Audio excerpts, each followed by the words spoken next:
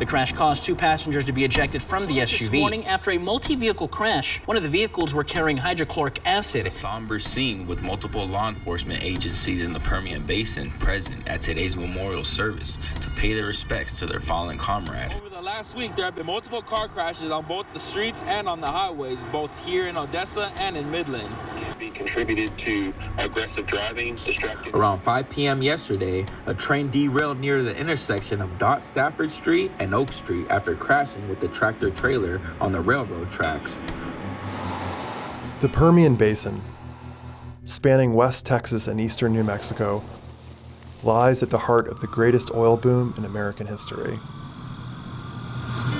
Since 2010, Midland and Odessa, the twin capitals of that boom, have seen a population spike, with newcomers drawn to the hot economy.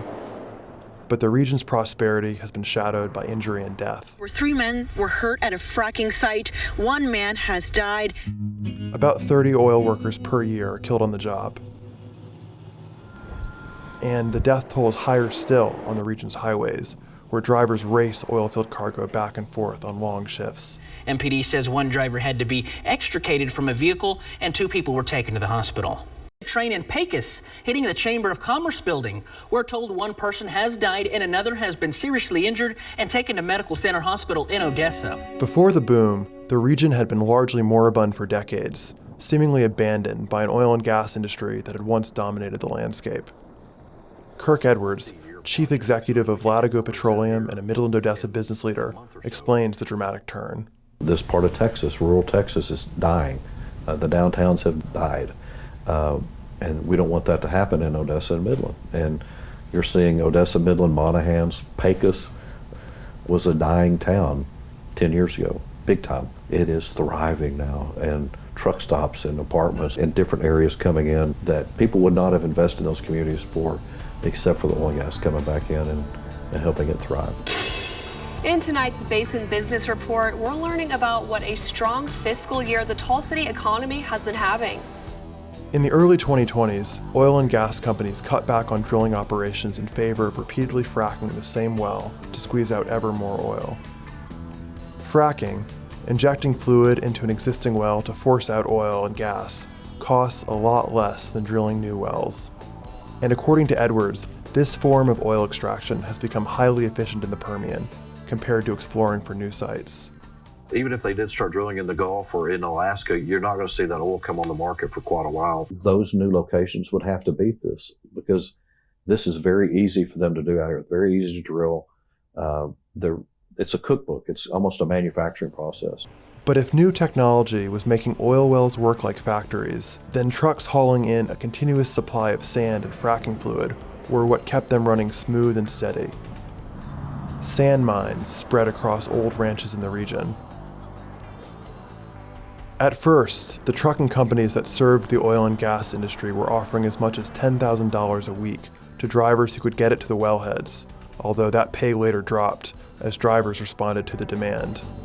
This flood of new fossil fuel workers in the Permian revitalized its economy. On track to end the fiscal year with its 2nd largest sales tax collection on record. But the challenge for truck drivers was making the trips as fast as possible to feed the constant need for sand and fluid. That relentless pace would prove deadly on the highways. Increased traffic meant a deadly combination: congestion at the well site drop-offs and high-speed trucks racing in between. Because truck drivers are paid by the load, not by the hour, they are pushed to cut corners. And so, alongside the boom, came a rise in fatalities. West Odessa volunteer fire chief Austin Hardin, who used to work in the oil fields, said that in a market saturated with small contractors, the only way to stand out was speed. You know, everybody wants more drilling and this and that and the other. It's understandable because that's what the world runs off of, is petroleum. But with that becomes incidents in the oil field and whatnot, which then we have to respond to, whether it be an oil rig exploded or a tank battery's on fire or there's an accident somewhere. The highways of the Permian, along with the state's other oil-producing regions, became some of the most dangerous in the country. Not every crash was directly tied to fracking, but the region's growth spurt was putting every driver at risk. Mike Griffiths is the sheriff of Ector County, which encompasses Odessa. Sheriff Griffiths recalled the story of 3 teens, the children of one of his deputies, who died in a head-on collision with an energy company truck. It was November 20th. I was at home, and I got a call from Lieutenant Heather Perkins telling me that she'd gotten a notification on her that her kids were in a crash. We're told 3 siblings were involved in a head-on crash in Crane County. 18-year-old twins Jaden and Jackie Jurado and their 16-year-old sister Nautica Carrasco. We're told all 3 died on impact. She had been calling their phone and there was no answer, and so I told her, I said, you just hang up, get there safely. She arrived while her kid's car was on fire. And unimaginable. You don't ever expect to go to a crash and see your kids involved in a crash, and especially deceased and on fire. Texas officials say that in 2023, the Permian's highways saw 73 crashes per day, with a daily average of 1 person killed and 2 people seriously injured. That spurred government and citizens alike to take action for safer roads. Within about a year, the vehicle fatality rate dropped to its lowest in a decade, at least in terms of deaths per miles driven.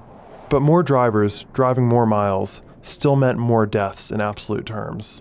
We were, as a Permian Basin, doing better as far as lowering our fatal crash numbers, but recently the month of November saw an uptick. Edwards has seen the revamped oil industry bring new life to the West Texas economy. It's just the economy. You're seeing, none of these apartments were here 4 or 5 years ago. The new businesses, the restaurants, people are doing well in our communities. But so far, the steady flow of oil hasn't meant a safe and stable life for everyone who's been pouring out their sweat, and sometimes even their blood, to keep petroleum pumping.